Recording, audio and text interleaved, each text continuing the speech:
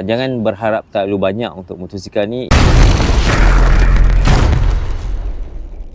Assalamualaikum geng, kita bertemu lagi dalam video pada kali ini. Di hadapan kita ni adalah Modenas Ninja ZX25R SE untuk tahun 2023. Motosikal ni didatangkan dengan enjin 4 silinder. Ni motosikal 4 dapur dengan enjin yang berkapasiti 249.8cc yang mampu menghasilkan sehingga 46 horsepower pada RPM 15,500 dan juga 22 Newton torque pada RPM 12,500. Mempunyai berat sekitar 182 kg dan tangki minyak sekitar dalam 15 liter, dan ia adalah merupakan sebuah sport bike untuk entry beginner. Tapi apa yang menariknya, macam aku highlight tadi, motosikal ni datangkan dengan enjin 4 silinder lah. Tu antara yang paling best lah.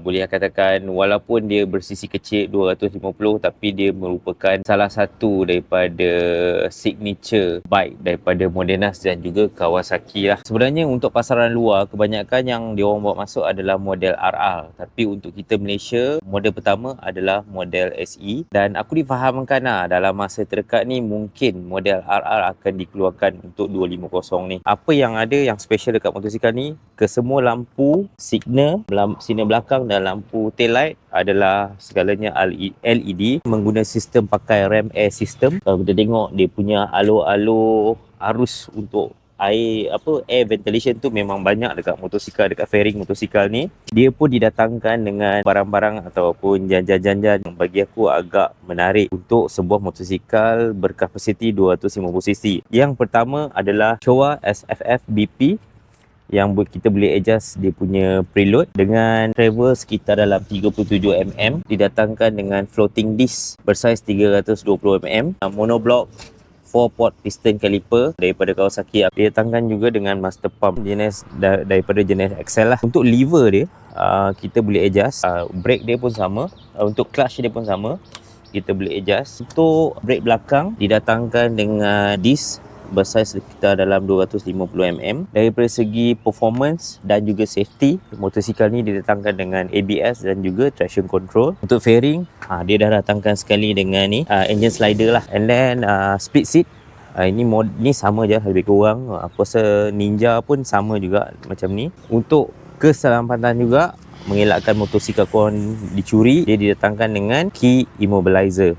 Key immobilizer ni satu sistem security untuk mengelakkan motor korang dicuri lah, walaupun orang tu menggunakan kunci duplicate daripada kunci korang, sebab dia menggunakan satu sistem radio frekuensi lah untuk mengenal pasti yang kunci korang gunakan tu adalah betul. So kat sini kita nampak tadi masa aku on tadi, dia ada keluar traction Kawasaki traction control, ABS. Lepas tu meter dia adalah meter TFT dan didatangkan dengan 4 mode riding mode, iaitu Sport, Road, Rain dan juga Rider. Rider tu korang boleh adjust mengikut kesesuaian yang korang nak. Untuk meter ni very simple. Dia ada dua jenis meter juga. Ni meter yang kita pakai untuk road. Dia ada lagi satu meter. Sebenarnya susah untuk aku buat dia sebab nak tekan dua ni. Untuk meter display ni, ni lah. Meter display ada mode. Ni type 1, Type 2. Type 2 yang macam ni lah lebih kurang. Dia Type 2 ni adalah untuk macam kita nak main dekat track. Sebab motosikal ni dia ada lap timing. Kita boleh main lap timing tu lah dekat motosikal ni. So ini lah contoh dia. Kita boleh main lap timing kat sini. Ni adalah pilihan meter yang kedua. Selain daripada tu, maklumat-maklumat lain seperti fuel, RPM, speed, trip A, trip B, kita boleh tukar ikut kesesuaian apa yang kita. Macam aku lebih suka untuk fuel range. Fuel range kalau macam dalam full bar ni kita boleh pergi dalam 200 km. Aku lebih prefer benda tu ada waktu, ada jam, dan nak tunjukkan kita punya quick shifter kita function secara baik lah. Itu berkenaan dengan dia punya meter dan juga dia punya riding mode. Itu sedikit sebanyak lah berkenaan dengan motosikal ni. Dan kemudian tayar yang dibekalkan adalah Dunlop Sport Max. Yang kat belakang ni saiz dia lebih kurang 150/60 R17, manakala yang di hadapan juga Sport Max menggunakan tayar yang bersaiz 110/70/17. Ni berkenaan motor ni. Memang spek ni aku sebenarnya tak perlu nak cakap dengan orang pun. Korang boleh search sendiri dia punya spek. Apa yang aku nak kongsikan korang adalah beberapa benda yang aku rasa best dan juga tak best berkenaan dengan motosikal ni lah. Yang pertama, aku rasa tangki dia 15 liter ni untuk sebuah motor sport bike ni memang dah lebih daripada mencukupi. Tapi kalau kata kita nak main dekat track, sebenarnya tangki minyak tu tak sepatutnya penuh sangat pun. Sebab aku difahamkan jugalah daripada kalau orang yang sini, bila kita buat cornering tu dengan tangki minyak yang penuh tu, dia sebenarnya sedikit sebanyak mengganggu jugalah performance, especially waktu kita buat selekoh. Kedua, aku sukalah dengan jajan-jajan yang diberikan bagi aku untuk sebuah motosikal 250cc. Barang-barang yang diberikan kepada motosikal ni adalah sangat baik. Memang banyak gila dia punya barang-barang jajan-jajanan yang kita susah nak dapat, especially dekat riding mode, suspension dengan dia punya floating disc. Itu benda-benda yang aku rasa agak menarik. Ketiga adalah daripada segi sitting position dia. Walaupun motosikal ni dia dari kategori ZX, keluarga ZX25, ZX lah, ZXR kan, tapi kalau kita tengok dengan dia punya handle ni yang clipper ni, dia sebenarnya memanglah kita nampak, first impression nampak seperti dia memang aggressive riding position, but in the end sebenarnya taklah sangat. Sebab aku dah try ride kat highway, dekat jalan, memang so far okay, tak adalah sangat memenatkan. And then mostly semua function, semua button-button ni adalah within reach dalam kita punya tangan lah.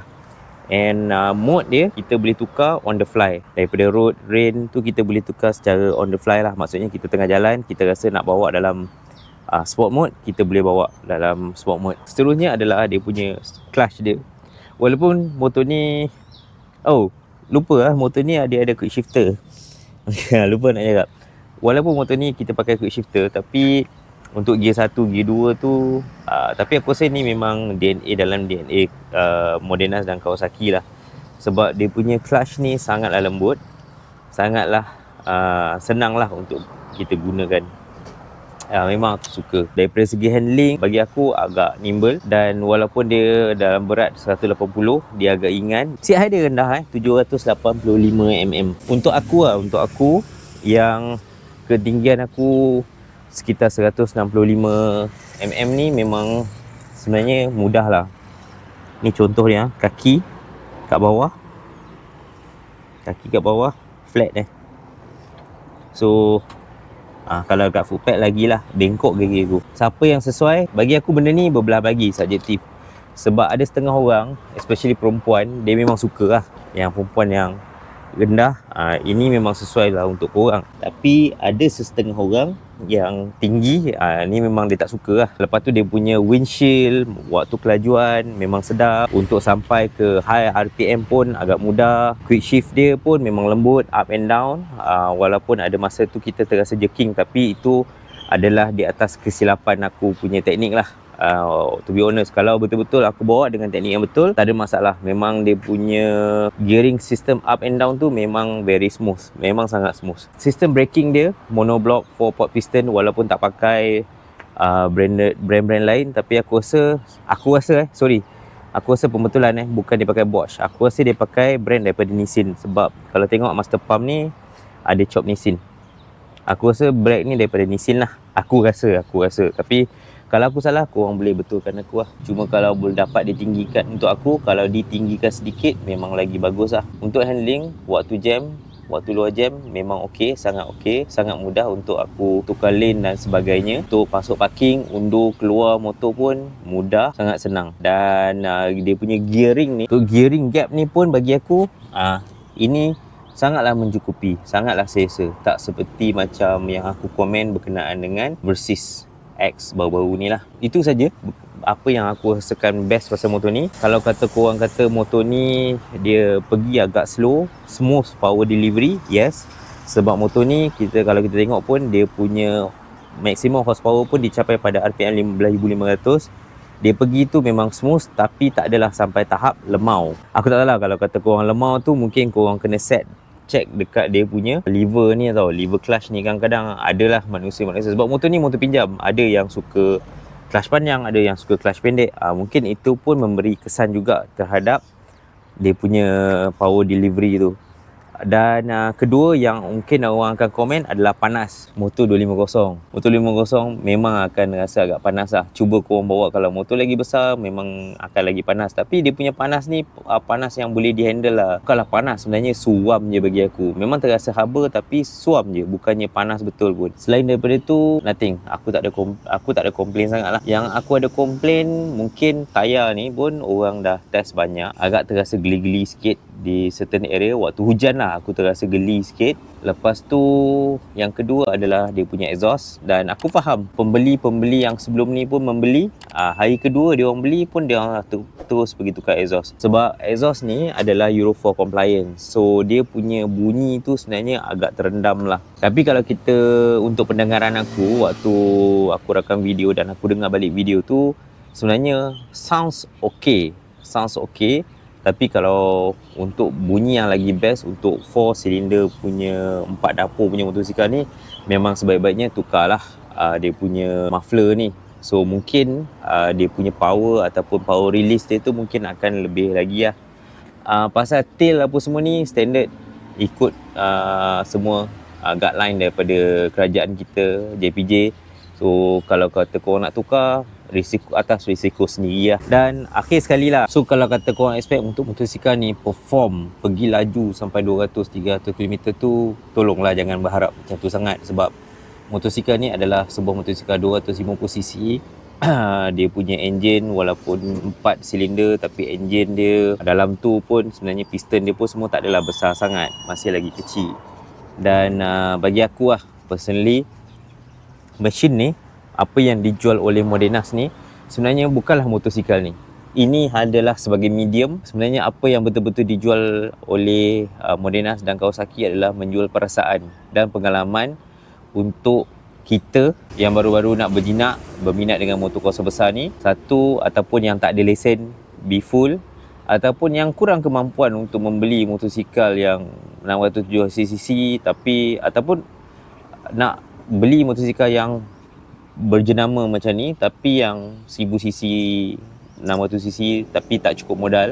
So ini adalah medium yang ataupun peluang yang dijual oleh Modenas dan Kawasaki untuk kita merasai bagaimana mengendalikan ataupun kita berpengalaman menunggang motosikal yang berkuasa besar lah. Walaupun dia hanya 250cc tapi bunyi dia, riding style dia, design dia, semua tu macam motosikal yang berkuasa besar, lebih besar daripada sini lah, 500cc, 600cc, 700cc dan seterusnya. Dan untuk kita juga belajar macam mana untuk kita maintain motosikal yang macam ni. Sebab daripada segi cost, daripada segi maintenance, semuanya adalah berbeza berbanding dengan motosikal kita yang kalau kita pakai moped, Y-Suku, Y16 ataupun motor-motosikal lain lah. Sebab penjagaan dia dah lain, schedule dia dah lain, dia ada jadual dia apa semua yang kita kena follow untuk jaga warranty. Tayar cost dah lain, untuk tayar 110 dan 150 ni walaupun rim 17 lain. Untuk maintain caliper, brake pad apa semua ni, cost dia pun walaupun benda yang sama dengan motosikal kita Y-Suku, RS apa semua, tapi harga dia dah lain man. Harga dia dah lain. Rantai pun harga lain, sprocket pun harga lain, harga minyak hitam, tambah yang ini pula macam motor Kawasaki ni jenis pakai oil filter dia yang jenis macam kereta tu. So ini adalah benda-benda yang kita boleh untuk kita belajar lah sebelum kita bergerak ke hadapan untuk membeli motosikal yang lebih besar, ataupun sementara kita tak dapat lesen be full untuk membeli sebuah motosikal yang besar. So jangan berharap terlalu banyak untuk motosikal ni. Ini adalah lebih kepada pengalaman lah yang dijual oleh Kawasaki dan juga Modenas Malaysia. So itu sajalah pendapat aku berkenaan dengan motosikal ni. So kalau kata korang suka dan bersetuju ataupun nak tanya lebih berlanjut berkenaan dengan motosikal ni, korang boleh tanya. InsyaAllah kalau aku mampu jawab, aku akan jawab lah. Sekiranya tak, tunggu jawapan, mungkin aku akan chat dengan yang lebih pakar dan aku akan reply dengan korang. Ataupun kita boleh sama-sama bincang bersama-sama kan. So jangan lupa like, share, subscribe. Terima kasih kerana korang menonton video ni. Assalamualaikum.